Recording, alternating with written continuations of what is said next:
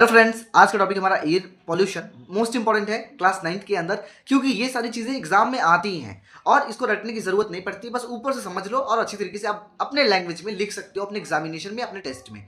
देखते हैं क्या है। It is the undesirable change in the physical, chemical और बायोलॉजिकल कैरेक्टरिस्टिक्स। सिंपल सी बात है कि आज के टाइम पे जो भी हमारा सीजन है, जैसे कि गर्मी का समय है तो गर्मी होना चाहिए, लेकिन नहीं हो रहा है ऐसा, बरसात हो जा रहा है। तो कहने का अर्थ यही कि जैसे पहले के ज़माने में क्या होता था कि प्रॉपर सीज़न के टाइम पे सीज़न होता था। गर्मी के समय गर्मी होता था, बरसात के समय बरसात होता था, लेकिन आज वो नहीं हो रहा है। क्यों नहीं हो रहा है देखते हैं। इसलिए नहीं हो रहा है एयर पॉल्यूशन की वजह से। अब एयर पॉल्यूशन क्या है पढ़ते हैं। It is caused by increase in the content of harmful substances such as oxide of nitrogen and sulfur. Oxide of nitrogen और सल्फर अभी हम अच्छी तरीके से पढ़ेंगे।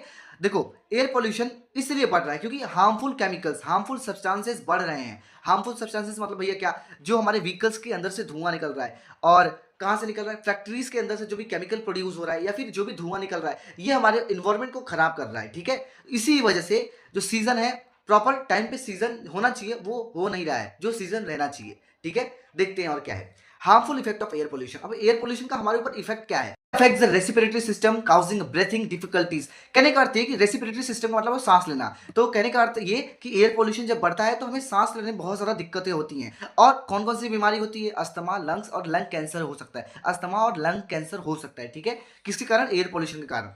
और देखते क्या है, burning of fossil fuels. Fossil fuels का मतलब क्या है भैया, coal and petroleum. Coal and petroleum का मतलब क्या होता है आपको पता है। कोल मतलब कोयला और पेट्रोलियम मतलब हमारे जो पेट्रोल्स हो गए और डीजल हो गया, केरोसिन हो गया, यही सारे आते हैं फोसाइल फ्यूल्स के अंदर। फोसाइल फ्यूल्स का मतलब ये होता है कि कोई भी चीज़ एक लिमिटेड अमाउंट, लिमिटेड टाइम तक रहे। मतलब 1000 साल के बाद वो खत्म हो जाए, 10,000 साल के बाद खत्म हो जाए, वो दोबारा उसको आने में बहुत समय लग जाए। ठीक है, तो उसको कहते हैं फोसाइल फ्यूल्स। फोसाइल फ्यूल्स के अंदर आता है कोल, पेट्रोलियम।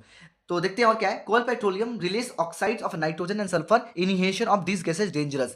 जनरली जो कोल और पेट्रोलियम जब जलते हैं तो इससे इसके अंदर से ऑक्साइड ऑफ नाइट्रोजन और सल्फर निकलता है, जो हमारे इन्वायरमेंट के लिए बहुत ज़्यादा डेंजरस है। इसकी जो गैस है बहुत ज़्यादा डेंजरस है। ठीक है, अब देखते हैं conversion of fossil fuels. Conversion of fossil fuels का मतलब जब इनको हम जलाते हैं, increases the amount of suspended particle in air. जो भी सस्पेंडेड पार्टिकल्स मतलब जो धुआं होता है ब्लैक ब्लैक, वो बढ़ता है। बढ़ता है कब बढ़ता है, जब फोसाइल फ्यूल्स को हम जलाते हैं। सिंपल सी बात है। The presence of high level of this pollutants reduce the visibility in cold weather where water also condense out of air forming smoke। Simple सी बात है, आपने देखा होगा दिल्ली एनसीआर, दिल्ली में चले जाइए आप उसको आपको देखने को ये मिलेगा कि हर जगह धुआं धुआं कोहरा पड़ा है। कोहरा क्यों पड़ा है, क्योंकि वहाँ इतना पॉल्यूशन हो गया है। जब भी पॉल्यूशन बहुत ज़्यादा हो जाएगा तो जब कूल होगा ना तो दिखने लगे, विजिबल होने लगेगा। तो ये बेस्ट एग्जाम्पल था अपना दिल्ली का, तो यही हमने इसमें लिखा है। ठीक है, और देखते हैं इसके अंदर क्या है भैया।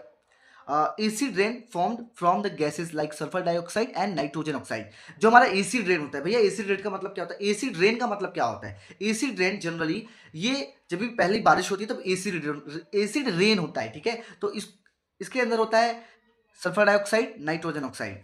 Acid rain formed from the gases like sulphur dioxide and nitrogen oxide present in pollutant air.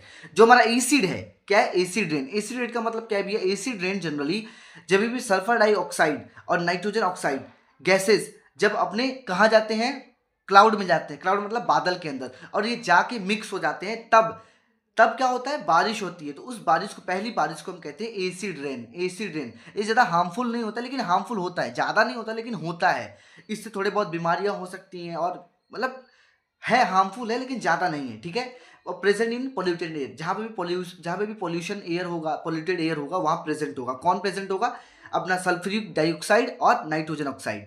ठीक है, और देखते हैं क्या है। It causes damage to living and non living things. Simple सी बात है, लिविंग थिंग्स और नॉन लिविंग थिंग्स को डैमेज करेगा। जैसे कि हमारा ताजमहल है, धीरे धीरे काला हो रहा है। क्यों काला हो रहा है, पॉल्यूशन के कारण हो रहा है। और इससे ताजमहल को भी दिक्कत हुई, मतलब नॉन लिविंग ऑर्गेनिजम्स को, और हमें भी, लिविंग थिंग्स को भी, हमें भी दिक्कत होती है। तो सिंपल सी बात है, यही सारी चीज़ें थी। अब हम देखते हैं प्रिवेंटेशन। प्रिवेंटेशन का मतलब क्या होता है भैया, कि कैसे कैसे बचाव कर सकते हैं हम एयर पॉल्यूशन से। देखते क्या है प्रिवेंटेशन ऑफ एयर पॉल्यूशन। अब इसका मतलब क्या है भैया, कहने का अर्थ है कि एयर पॉल्यूशन को हम कम कैसे करें। तो देखते हैं उसके कुछ कुछ पॉइंट्स है। Use public transport. कहने का अर्थ है कि बस या फिर ट्रैवल में करो कि ज़्यादा से ज़्यादा अपने व्हीकल्स को कम चलाओ। ठीक है, use CNG and electric vehicles. CNG और इलेक्ट्रिक व्हीकल्स में क्या होता है, पॉल्यूशन कम होता है, धुआं कम निकलता है। मतलब धुआं निकलता ही नहीं है, मान लीजिए आप।